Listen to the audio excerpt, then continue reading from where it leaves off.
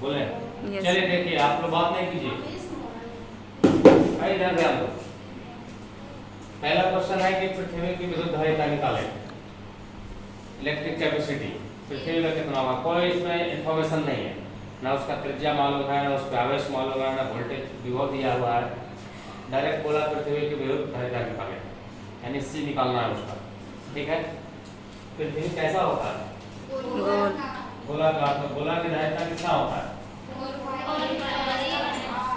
4 pi epsilon naught into R, है ना। तो गोले की त्रिज्या यानी पृथ्वी की त्रिज्या 6400 किलोमीटर सबको जानता है। और 4 पाई एप्सिलॉन नॉट का वैल्यू, लेकिन उल्टा रहता है तब, लेकिन ये सीधा है तो वैल्यू को उल्टा कर देंगे। 9 गुणे 10 के पावर 9, और त्रिज्या कितना?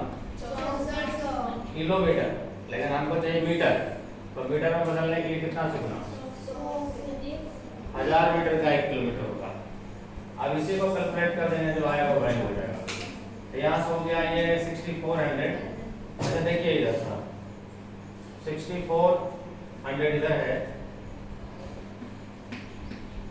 इनटू 1000। अच्छा ये दो जीरो है, उसमें ले जाते तो कितना हो जाता? 10 की पावर 5। 3 यहाँ से 2 यहाँ से 5, और बाई में 9 है, और 10 के पावर नीचे 9 है। इतना क्लियर है? क्लियर है? कटेगा ये 10 के पावर, कितना बचेगा? 5 में से 9 घटेगा तो 10 के पावर -4। यदि हम इसमें 10 के पावर -2 और लिख दें, यानी 10 के पावर -6 कर दें, तो नीचे भी लिखना पड़ेगा। समझ रहे हैं ना?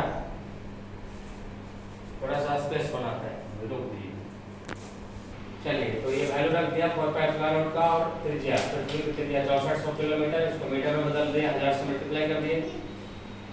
अब ये 6400 यहाँ लिख दिया, 9 डिवाइड में है, और ये 1000 का मतलब 10 के पावर 3, और 10 के पावर 9 ऊपर गया तो माइनस हो गया, 10 के पावर -6। तो 10 के पावर -6 को हम लोग माइक्रो लिखते हैं, ये हो गया माइक्रो, और इसका यूनिट फैराड, और इसको डिवाइड किया तो 711, यानी 711 माइक्रो फैराड पृथ्वी की धारिता हो गया। बस। हाँ, तो दूसरा क्वेश्चन है, 9 सेंटीमीटर त्रिज्या के गोले को इतना कूलम्ब का आवेश दिया जाता है, तो उसमें जो स्थितिज ऊर्जा जमा होगा उसका वैल्यू निकालना है।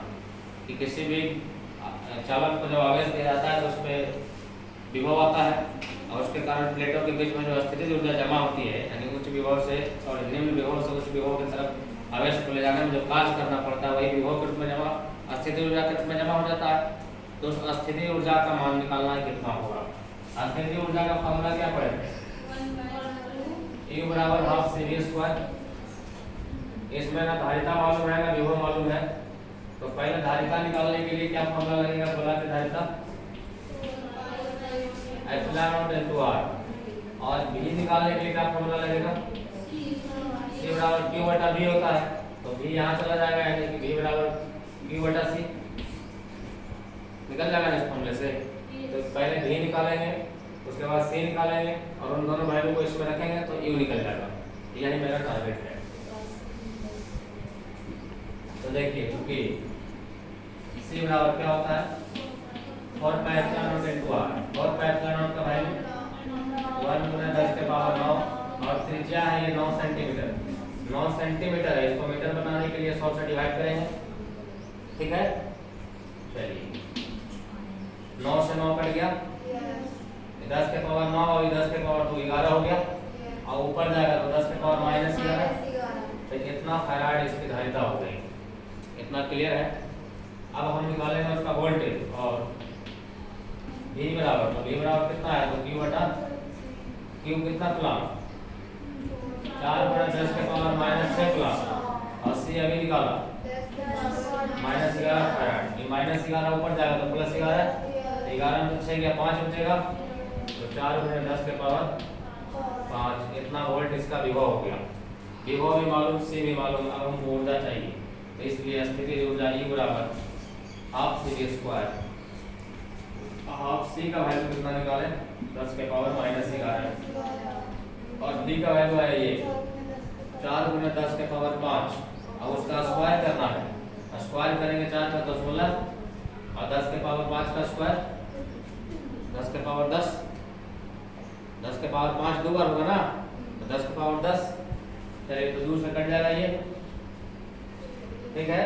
कितना बचा 8 उन्हें 10 के पावर -11 और 10, 10 के पावर -1। अरे 10 के पावर -1 को प्लस करना है तो उसको नीचे ले आते हैं, तो 8/10, 8/10 मतलब 0. ये आंसर हो गया बस, बोले। चलो तीसरा क्वेश्चन ये था कि किसी चालक को 20 माइक्रोफैराड धारिता वाले चालक को 20 माइक्रोफैराड धारिता है, इसका मतलब ये क्या हो गया, सी हो गया। और इसको 1000 वोल्ट तक आवेशित किया जाता है, 1000 वोल्ट तक आवेशित किया जाता है। तो पूछ रहा है कि इसकी संचित ऊर्जा क्या होगी, यानी अस्थिर ऊर्जा क्या होगी, यानी आपको क्या निकालना है, यू निकालना है, यू बराबर वाट। तो चलिए यू निकालने के लिए क्या फॉर्मूला है, बोलिए। Half C V square, C V मालूम है कितना, 20 माइक्रो मिलीफैराड, तो 20 मिली के बदले कितना 10 के पावर -3, और वोल्टेज है 1000, और 1000 का स्क्वायर मतलब 1000 दो बार, ठीक है। तो 2 से कट गया ये 10। अब देखिएगा ये 10 के पावर कितना 1, और ये 3, 10 के पावर 3 है ना जी, Yes. 3 3 6 और 1 7, तो 10 के पावर 7 और -3, तो 10 के पावर 4, तो इतना ही जूल ऊर्जा है सर। तो चलिए तीसरा बता दिया। आ रहा है यस, क्वेश्चन के बारे में बताइए। चौथा नंबर क्वेश्चन देखिए, हरा समांतर पट्टिका वायु संधारित्र, यानी कि दो प्लेट है, पैरेलल प्लेट, और उसके बीच में वायु है, इसलिए उसका नाम है समांतर पट्टिका वायु संधारित्र, और उसकी धारिता निकालना है आपको। चौथा नंबर क्वेश्चन में मैं थोड़ा सा हिंट दे दूं, इसकी धारिता निकालना है, इससे निकालना है। और यदि उनके क्षेत्रफल 2 मीटर स्क्वायर, प्लेट्स का क्षेत्रफल दिया हुआ है बराबर 2 मीटर स्क्वायर, और कहता है उनके बीच की दूरी, दूरी का मतलब डी 5/10 के पावर 3 मीटर है। तो पट्टिकाओं को 10 के पावर 4 वोल्ट तक वोल्टेज दिया हुआ है, V बराबर 10 के पावर 4 वोल्ट, इतना तक आवेशित करने पर साथ ही पट्टिकाओं का आवेश भी निकालिए और Q भी निकालना है कि Q कितना है। तो दो वैल्यू निकालना है इसमें, C और Q, और ये सब वैल्यू दिया हुआ है।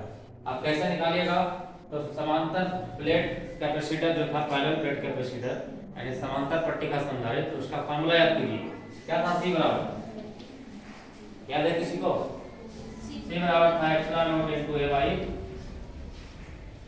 A/d, यही शुरू किए थे पैरेलल प्लेट कैपेसिटर से। तो A का वैल्यू मालूम है, D का वैल्यू मालूम है, ε0 का वैल्यू आप पहले से जानते हैं, कांस्टेंट होता है वो, सारा वैल्यू रख दीजिएगा, C निकल जाएगा। और जब C निकल जाएगा तो Q कैसे निकालिएगा, तो Q निकालने के लिए फार्मूला है C बटा Q बराबर CV है ना। तो C यहाँ से निकाले अभी, और ये दिया हुआ है क्वेश्चन में, दोनों को मल्टीप्लाई करेंगे Q निकल जाएगा।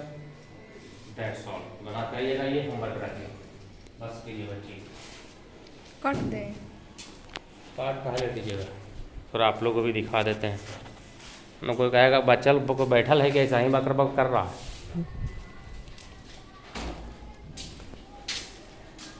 सब तो खाली बेंच दिख रहा है।